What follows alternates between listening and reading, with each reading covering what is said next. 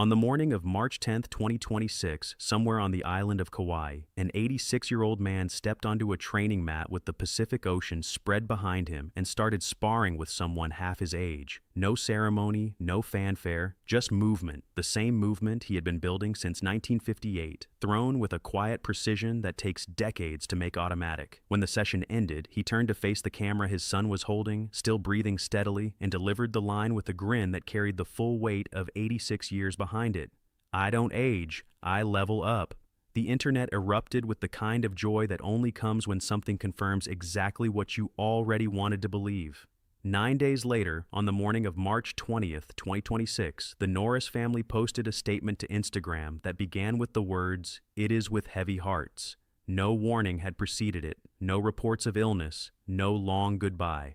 A friend who had spoken to Chuck on Wednesday, March 18th, said he had been completely himself, upbeat, cracking jokes, talking about training. And then sometime in the early hours of Thursday the 19th, something happened on the island of Kauai that nobody around him had seen approaching. By Friday morning, the family confirmed what the world was still trying to make real. Carlos Ray Norris was gone. What arrived after that announcement was not the usual cycle of celebrity grief, the trending hashtag, and the 3-day news window before the next story rolls in. What arrived was quieter and stranger than that. People sat with it, not because Chuck Norris was the most decorated actor in Hollywood or the most technically gifted martial artist of his generation, but because of what he had come to represent to an enormous number of people who had never met him and could not fully explain why his absence felt personal. The memes had always been a way of saying something without saying it directly. That this specific man was the kind of person the world needed to believe still existed, tough without cruelty, faithful without performance, unbending without arrogance. And now he was gone, 9 days after a birthday video that felt like a promise.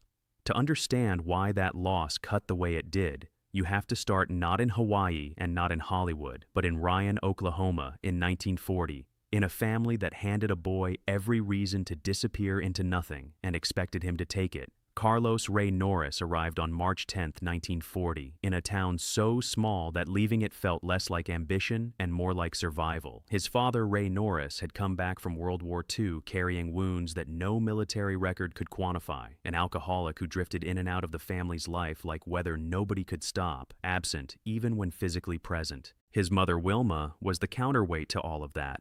A woman of iron faith and quiet endurance who held 3 boys together through poverty and abandonment, through the specific loneliness of raising a family on almost nothing while never letting the children see how close the edge actually was. Divorce split the household and the family moved, first to Prairie Village in Kansas, then west to Torrance, California, and each relocation delivered the same quiet message. Roots were something other families had. In every new school, Carlos Ray Norris was the same figure. Half Irish, half Cherokee, a boy with a stutter that turned every sentence into an obstacle course, so terrified of conflict that most of his childhood amounted to learning how to make himself invisible. He admitted later, without self-pity, that he was not the tough kid the world would eventually mythologize. He was frightened, shy to the point of disappearance. A boy who wanted nothing more than to stop being noticed for all the wrong reasons. Enlisting in the United States Air Force at 18 was not a heroic decision, and Chuck Norris never dressed it up as one. Escaping poverty, escaping aimlessness, escaping the shadow of a father whose life looked like the only available template. Those were the real reasons. The Air Force assigned him to Osan Air Base in South Korea, and it was there, almost by chance, that Carlos Ray Norris walked into a Tang Soo Do training hall for the first time. What pulled him in was the precision of it, the silence of it, the way the discipline demanded total presence instead of performance. For a boy who had spent years feeling powerless in his own body, martial arts was not a weapon. It was a revelation, a way of discovering that the body he had always treated like a liability was capable of something extraordinary. Training consumed him the way only truly transformative things do. A black belt followed, then discharge in 1962 with the rank of Airman First Class, then a return to California as someone meaningfully different from the boy who had left it. Back in Torrance, he opened a small martial arts studio, competed in tournaments, and lost his early fights to Joe Louis and others who were simply better than him at that stage. The losses produced refinement rather than withdrawal, and by 1967, Chuck Norris won the Tournament of Champions, defeating 7 consecutive opponents to claim a title that would have seemed like fiction to the stuttering kid from Oklahoma who had once been too afraid to hold a conversation. Hollywood was not waiting for him, and the early years of trying to break in made that indifference plain. What changed everything was a friendship that started at his Torrance studio when Bruce Lee, who had heard about this unusually skilled fighter training celebrities in Los Angeles, came to see him for himself. Professional curiosity became genuine connection, built on mutual respect between two people who understood discipline from the inside. They trained together, pushed each other, and in 1972, Bruce Lee cast Chuck Norris as Colt in Way of the Dragon, his most dangerous opponent, the man audiences watch face Lee in the Coliseum fight sequence that remains one of the most celebrated scenes in martial arts cinema. Chuck was not yet a star when that film released, but the world now knew his face. The friendship ended with devastating swiftness when Bruce Lee died in 1973 at just 32 years old. Chuck carried that loss quietly for the rest of his life, saying only that Lee was one of the most extraordinary human beings he had ever known, and that what the world lost that year could not be replaced. Grief accelerated rather than paralyzed him, partly because of Steve McQueen, a close friend who pushed Chuck toward taking acting seriously in the years after Lee's death. The early films drew critical dismissal. The budgets were thin, the dialogue sparse, the performances rough. But audiences responded to something the critics were not measuring. Breaker Breaker in 1977, Good Guys Wear Black in 1978, The Octagon in 1980, film after film earned him a following built from people who recognized in Chuck Norris something the polished Hollywood system rarely manufactured. He felt tested rather than performed. By the mid-1980s, the box office numbers were impossible to dismiss, with Missing in Action, Code of Silence, and Delta Force establishing him as one of the most bankable action stars in American film. None of those pictures won awards. All of them filled theaters, because audiences were not looking for art from Chuck Norris. They were looking for the feeling he reliably delivered, that a man who moved and carried himself the way he did was proof that something genuine still existed in a world of manufactured spectacle. Television made the proof permanent. Walker, Texas Ranger premiered on CBS in April 1993 and ran for 8 seasons until 2001, becoming one of the most watched dramatic series on American television throughout its entire run. Cordell Walker dispensed justice through martial arts, Christian faith, and a moral code that never bent, regardless of what the plot required. The show was not what critics celebrated in the 1990s, and it was exactly what millions of Americans watched loyally, because Walker represented something they needed to believe was still possible. A man of complete conviction who acted on his values rather than simply holding them.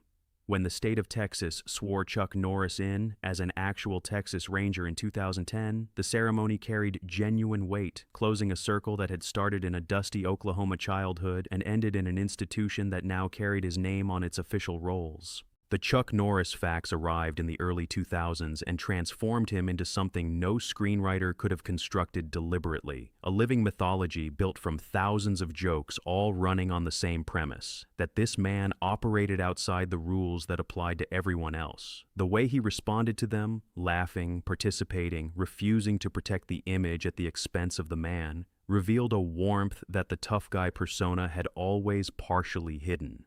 None of that warmth prepared anyone for what was quietly accumulating in private. Chuck Norris had loved Diane K. Holchek since he was 16 years old, meeting her at North High School in Torrance and marrying her in 1958. For 30 years, she stood beside him through the poverty, the martial arts obsessions, the Hollywood rejections, the long, unlikely rise from invisible to institution. Their marriage carried a wound that never fully healed. During his Air Force years, Chuck had been unfaithful, fathering a daughter named Gina with another woman while still married to Diane, and decades passed before he addressed it publicly. When he finally did, in his memoir, the honesty was flat and complete. Gina found him in 1991, and he embraced her fully. The damage to the marriage had been done long before that, and they separated in 1988. 30 years of shared life folded quietly away. Rather than letting the relationship dissolve entirely after the divorce, he maintained a genuine friendship with Diane for the rest of her life, describing her near the the end of 2025 as an incredible person, kind and intelligent, someone who had lived fully. In December 2025, Diane died at 84 years old in her Texas home after a long, quiet battle with dementia. Chuck posted a black and white photograph from 1975, the two of them young with their boys, and wrote nothing elaborate because nothing elaborate was needed. That loss arrived less than a year after his mother Wilma died in December 2024 at 103 years old. She had been the iron center of the family from the beginning, the woman who raised 3 boys through poverty and abandonment on faith and endurance alone, the person who had believed in her son before the world knew his name. Chuck's tribute described her as a beacon of light and a woman of unwavering faith, and those words carried the specific grief of someone who understood that certain losses leave a shape nothing else will ever fill. Between those two deaths came the fight that revealed more about Chuck Norris than anything he ever produced on screen. In 2012, his wife Gina underwent a series of MRI scans, and what followed changed both of their lives entirely. Gina began experiencing violent shaking, a burning sensation throughout her entire body, numbness, cognitive deterioration, and kidney damage, a pain so relentless that it resisted every conventional treatment her doctors attempted. Chuck and Gina believed the cause was gadolinium, a contrast agent used during the MRI procedures, which they claimed had deposited in her tissue, bones, and organs and begun destroying her health from the inside. The man who had never visibly broken on any film set stood in hospital corridors watching his wife disappear, and when he spoke to reporters during those years, his voice carried a rawness that no script had ever asked of him. "She is dying right in front of me," he told them. Close to $2 million went toward treatment, pursued across America and eventually in China, where they sought alternative therapies including chelation and stem cell treatments. In 2017, they filed a $10 million lawsuit against the manufacturers of the gadolinium agents, aiming to force accountability and draw attention to thousands of other patients they believed were suffering without a diagnosis. The lawsuit was eventually withdrawn without settlement. Gina survived. She recovered. Those years carved something permanent into Chuck Norris, a humility and tenderness that sat underneath the public image and shaped the final decade of his life. When 2026 arrived, he had already absorbed more loss than most people carry across an entire lifetime, and he kept going anyway. Kauai had become a sanctuary, a place where the Pacific light and the slower pace of island life gave him space to exist as himself rather than as the legend. He trained on the beach in the early mornings the way he had trained every morning for 60 years because movement was prayer for a man who had always understood his body as a spiritual instrument. Stopping was not rest. Stopping was surrender, and surrender was the one thing he had refused since the beginning. March 10th, 2026 became the last birthday he would celebrate. The video showed him exactly as the world had come to expect, precise and unhurried and fully present, throwing combinations on a training mat with the Pacific behind him. When the session ended, he delivered his final public words to the world with that grin that carried everything he had survived. 9 days later, a friend who had spoken to him on Wednesday the 18th described the conversation as completely normal, Chuck in good spirits, talking about training, alive in every sense that word carries. Something happened that night, or in the early hours of Thursday the 19th on the island of Kauai, a medical emergency that landed him in a hospital so suddenly that the people closest to him were caught completely off guard. The family chose to keep the nature of it private. On the morning of March 20th, their statement went out to the world. He had been surrounded by family. He had been at peace. The statement named him as a martial artist, an actor, and a symbol of strength, and then named what he actually was to the people who knew him best: a devoted husband, a loving father and grandfather, an incredible brother, and the heart of their family. He lived, they wrote, with faith, purpose, and an unwavering commitment to the people he loved. Those 3 words covered everything: faith, purpose, commitment, built not on red carpets but on the floors of a Korean training hall, in a small California studio that smelled of sweat and ambition, in hospital rooms where he sat beside Gina through years of suffering and refused to accept helplessness, and on a Hawaiian beach on quiet mornings when an old man still threw combinations at the sky because that was who he had always been. Carlos Ray Norris, born March 10, 1940, died March 19, 2026, aged 86. The roundhouse kick was never the legend. The boy who had every reason to give up and across 86 years of living never once did. That was the legend.